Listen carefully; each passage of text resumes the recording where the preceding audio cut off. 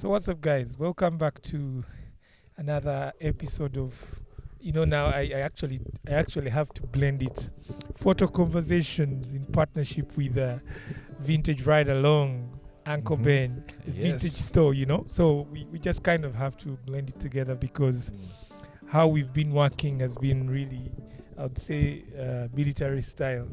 You come up with something simple and execute it without too much Planning and overthinking and Mhm. procrastinating. yeah. But we just want to share. So right now we are at Nile River Camp, my place of choice when I want to come and relax. It's just overlooking the River Nile. You have a nice view of the River Nile, and most importantly, you also have nature just around you. You have streams of water running down. You have different tree species, but also you have the monkeys flying from one tree to another. It's and then the birds chirping. I think it's a very good ambience. Uncle Ben, what do you think about the place? The place for me, first of all, the journey here was another thing for me. Going through these villages. This is the road heads towards Budondo, right? Yeah, the road goes to Budondo. Budondo, and from Budondo you proceed up to the famous Itanda Falls, Itanda Falls. but then it leads you up to Kamuli. Yeah. Great. So for me, the journey here, the road, looking at the villages around. Of course, it was dusty. Mhm. And driving old cars, no S. Yeah. You should have seen me with my hair. I tried to look for a cape, something to just cover up. I know what dust does to my hair. Mhm. But yeah, for me, getting here was fun for it. Then sloping down. There was that slope there. I remember at some point where you told me, here, you have to Oxinzira. Mm. So I came in gear number 2. Mm. And then I reached towards the climb, the actual climb. Mm. The guy started rattling here and there, and then I had to go to number 1. And then Yeah. it was a smooth shift, being a diesel and all that. So I was able to make it up here. And getting here, I mean, the space being, a kind of thing. Because I remember I was worried, like, so we're reaching there later, we're going to get camping space. I'm like, don't worry, my guy. There is space. So yeah, there's space here. And of course, the trees, the ambience. So The ambience. yeah, and then of course customer care. So far, I've been enjoying it. Yeah. One of the things I've learned over time is that it's important to become a regular at the places that you go to, because when you become a regular, you cease being just a customer. You become a friend. So whenever you go to a place that you are a regular, you most definitely going to get top-notch customer care. People really take care of you because they know you. So at Nile River Camp, to be honest with you, the people know me here, the casual laborers, the cashier, everybody knows me because I've been coming here for a very long time. And the story is that a friend of mine a couple of years ago introduced me to Nile River Camp. By then it was really how do I say, like, off the grid completely, and the path leading to this place was a bit very hard to navigate, And I remember that night we came here. My friend had a Jeep, I think a Jeep Wrangler. So we came. It was about 4 a.m. We had gone having fun at night in Jinja town, and then when we got here, it was about 4 a.m. in the night. The place was very scary, and it was raining heavily. I can imagine that. So what happened is that our car got stuck down at the slope, and it kind of almost fell in the river. And then when the most important part of this story is that we had pitched our tent the night. I mean in the afternoon, but now it was 4 a.m. in the night, and when we came here, it had rained. But you know what? Because both of us were not very experienced with camping, tents, we had not covered the tent top with the tarpaulin.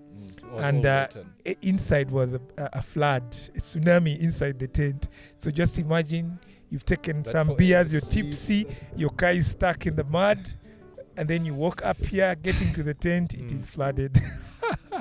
What an experience. That was my actual first camping experience. So I just want us to go through and basically reminisce on about yesterday and the things that happened. So we came from Kampala, Mukono, and then had the stopover at Buns Grill, and then after that, we actually wanted to do a simple podcast in Mabira. If you know the campsite in Mabira, that it's not a campsite, it's actually a picnic site. That picnic site before you reach the police traffic stopover in Mabira, where there's a police station there. There's that picnic site. If you remember that picnic site, we all had a good time, especially if you were if you're in school tours. For some reason, all the buses usually would stop there, and that would be the place where people would have their chimere, have their rice, katogo, like their the katogo, rice, something of the before sort. reaching Kampala. Yeah. So, I just want to rant that. So, nice bike, man. Guy is rolling a cruiser. So, anyways, so I just want to rant about the National Forestry Authority and how they've managed that place. And nothing political. I am not talking politics here. I'm talking my experience yesterday. So we wanted to stop over there and talk about the state of the forest, Mabira Forest, at that place. We all know that Mabira Forest is is Uganda's largest forest, natural forest, you know. So we wanted to sit down and talk about conservation and talk about climate change, because we had gotten an opportunity to be in a place that would easily trigger that conversation about the environment. Unfortunately, when we got there, we had set up our chairs and our cameras and everything ready to shoot the podcast. And then out of nowhere, two men came. Two men, in fact, dressed so unprofessionally. One was holding a panga and the other something. And then they told us we can't do a video from there. And also, the guy first asked for 400k, saying wanomwino kusasula center, you need like a 400k for starters. So I told Uncle Ben, I'm like, guys, let's pack our stuff and get out of here. And the guy went down immediately to 50k. When he saw we were not like going to like really bow down for him, I was like, seeing us parking our cameras, like, kati at least mukoleyo icheta. And the guy, what was interesting was that the guy came and first, started picking bottles around to show that he takes care of the place. But man, in the world we live in, you need to be very humble and you need to be very cautious about such exchanges. Yes. So me, based on experience and people that I've dealt with in different public spaces, it's better you just turn away. But for me, it was a disappointment. Why would someone say we need to pay for the space that we used to enjoy as kids, public space in Mabira Forest? And this guy has any credentials, maybe an ID or anything from National Forestry Authority. I mean, National Forestry Authority, I have nothing against you, but I think some of these things have to come to an end, or maybe come out in the open and say you need to pay to look at Mabira Forest, or to even talk about it. So that's one of the mishaps. So we basically left disappointed and drove on to come to Jinja. I felt so bad because I was really looking forward and excited to have a conversation about the ESG, the environment, social and governance, mostly us talking about the environment, basically, what are we thinking about conservation? What are we thinking about tree planting?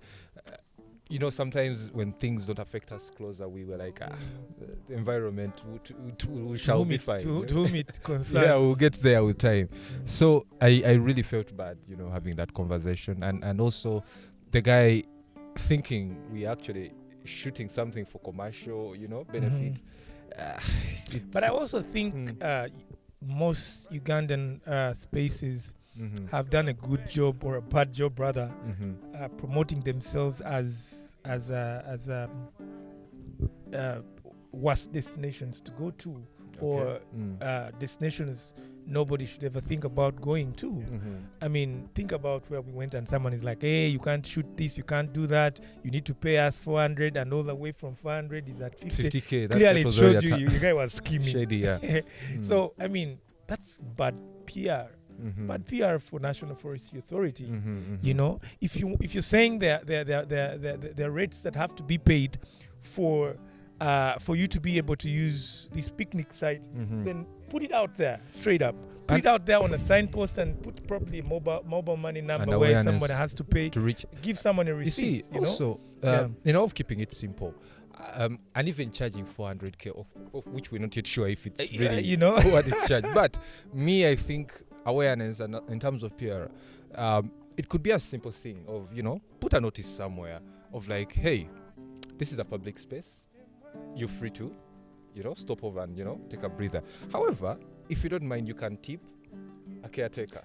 100%. I'm sure tip. People would. It's not like people would pay money. Yes, out for of such honor. Such, like, this guy. I see him. And of course, the place wasn't to that standard by a guy claiming that the custodian here. But at least if you say out of honor, having the experience, and the thing is, you formalize something, make it formalized, and I like how they like formalizing things that they're interested in, and not formalizing things they're not interested in.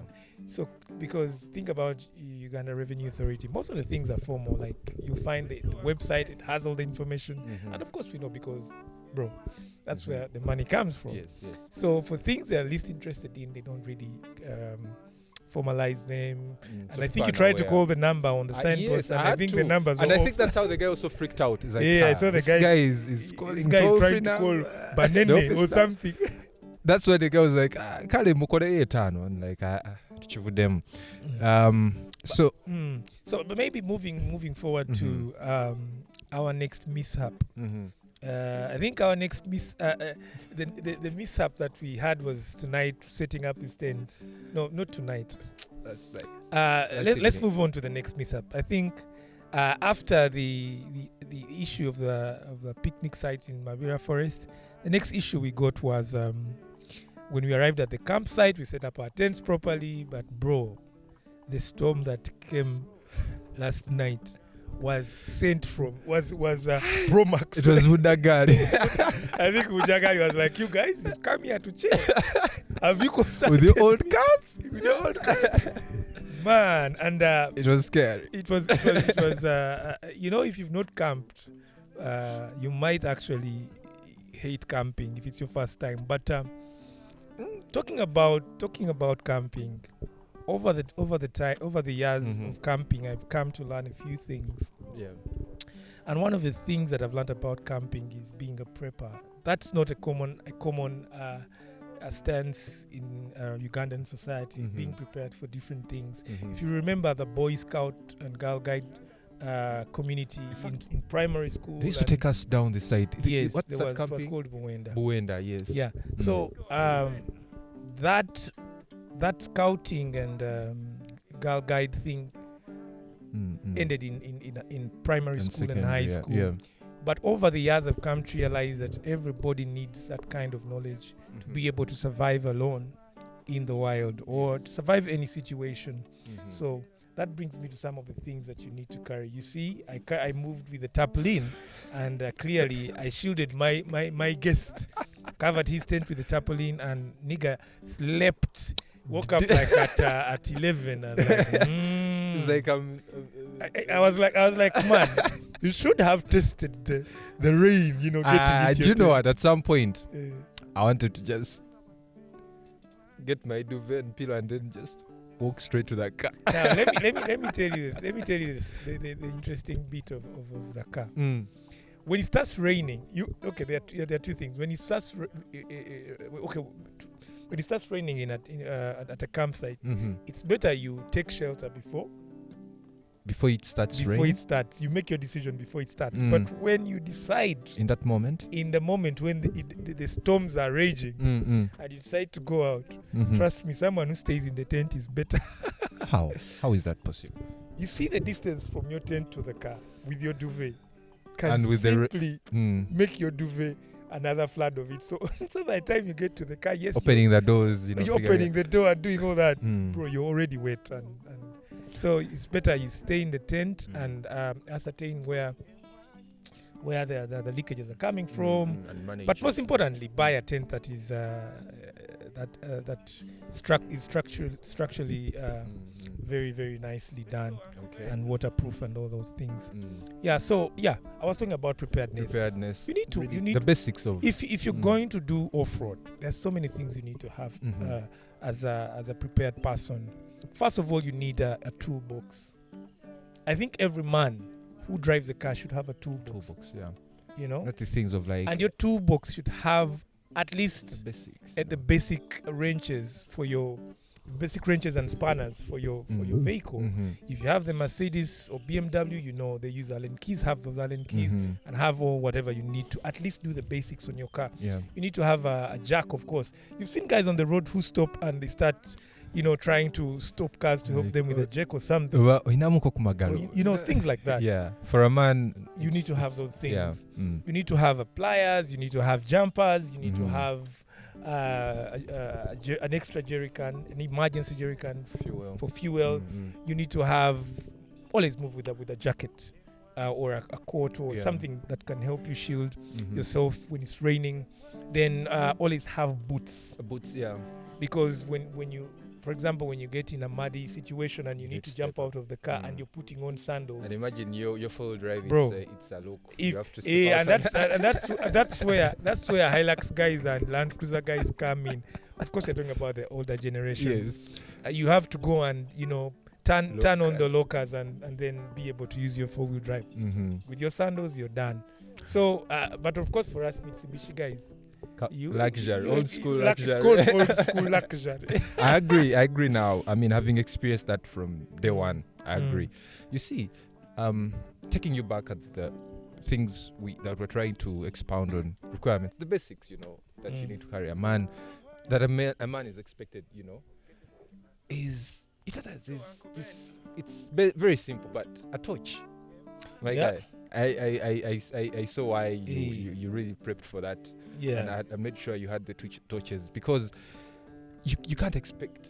I mean, blacked out in the zone, and it started raining. You had to think the tundubali for the tent, the extra shield, and the torch came in handy here and there. So these basics really They help out. Mm. And you see, there's also one rule that I live by as a man, and I think every man should live by that rule. Mhm. If something is good, if you like something so much, Mhm. have 2 or 3. You get. Mhm. If you really like something, buy 2 or 3, and that's why I have 2 Pajeros. Pajeros. If you really like something, buy 2. Mhm. Yeah, that's in my opinion, because when one breaks down, you have a backup. You have an option. So you have a that's why backup. you see Plan B. I have a torch in every car. Mhm. There's a flashlight in there. If you get a jack, but have 2 jacks, Two because jacks, yeah. what happens when one fails? It's called being prepared for an emergency. Mhm. So. Of course, other people look at it as wasting money, but I don't think so. I believe things break down, and you always need to have an extra. Actually, I want to agree, and especially that part where someone would say it's wasting money. Let me start with giving examples. And I remember we had that conversation when we were having, should I call it dinner yesterday? Yes. We talked about this thing where we guys who are into clunky stuff, collecting stuff. You run into a shop or a random thing, someone is selling something. At that moment, it doesn't seem like you're going to use it. It doesn't seem valuable at that moment. But because for you and because us, old school people, we think You think ahead. at some point this thing will have some value. Absolutely. So if you I do found, that all the time. If you find someone saying like 2 jacks or 2 whatever, buy 2 of them. Or buy 1, just keep it there. At that point, someone will feel like, you're wasting money. I think it's going to take up space. I'll At some tell point- you something. Mm. There are certain things that I buy Mm. that are just accessories to what I actually want, Mm-hmm, mm-hmm. and I haven't actually bought already. I haven't bought the thing that I want, but I buy accessories before. Yes. You get. Mm-hmm. Not because I have the money. It's because I've landed on them by chance. It's an opportunity, and It's can a let rare it go. thing. It's a rare thing, Mm-hmm. and I just buy it. I'll give you an example of like maybe what have I bought? Like rims. Mm-hmm. I could buy rims and stack them there. And keep And quiet. someone is like, "Kati wagura byache." You Space, get where are you going to put where are you this? going to put these things? Mm. But then I get a car that I envisioned that those rims should work on. And then after that, you're like, man, you have a nice car, man. Where'd you get those rims? And then they forget, so how you got this at some point. Yeah. So I think as men, we just have to go back to what real men used to be back in the day, man. And also, speaking of going back and buying in twos, for those that the gentlemen that are into the finest things, I would speak about wine. You know how wine also accrues value over time. Mm-hmm. You can't be a gentleman and you go to a wine cellar and then buy one bottle of wine of the same, like, at least if that wine has something about it, it's outstanding. Buy 2 bottles.